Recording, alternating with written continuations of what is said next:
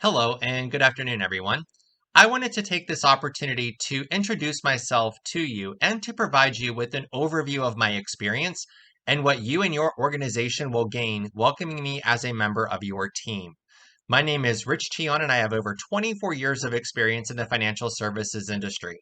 I live in Ohio, but I have experience working and managing multiple teams in an on site and remote environment. I possess the ability to train in person and in a virtual environment to ensure success of all staff levels. When I started out in the financial services industry, I never imagined myself working in collections. When I was presented with the opportunity of advancement as a job coach into the collection environment in 1999, I spent many hours reviewing and learning as much as I could about the industry. And in my research, I noticed a lot of commonalities of what a customer thought about a collector. Many of the remarks that I saw were about the demeanor of the agent. Customers felt that the agent was either rude or arrogant and only cared about collecting the money and not about the customer themselves. So, my first goal was to change the mindset of the consumer. And I asked myself, how could I go about doing that? And what I started to do was to put myself in the customer's shoes. And as crazy as this is going to sound, I talked to myself in a mirror as if I was on the phone with someone. And I was able to use facial expressions, voice inflection, and control of my body to make the call sound more appealing to the listener because they could not see me. And I wanted them to know that I was engaged in the conversation and I took pride in being able to help them. In addition, I thought of my parents and my grandparents and how would I want someone to talk to them on a call? And the word that came to my mind was respectfully. And with that in mind, I started thinking, how am I going to do that? So it was change the words, change the wording that's used in the call. And I use words that would come across in a professional and positive manner. And I practiced rapport building techniques, other techniques that would allow the customer the opportunity to tell their story and know that their story was heard. So that led me into putting focus onto active listening. Listen without interruption and respond appropriately to the customer and their current situation. Based on the situation, I focused on finding a common ground with the customer to put myself on the same playing field.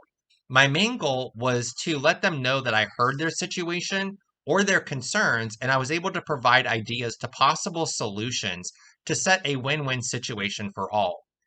You need to understand too that not every customer obtains credit with the goal of falling into collections. Life happens, and sometimes we're unable to fulfill our financial obligations.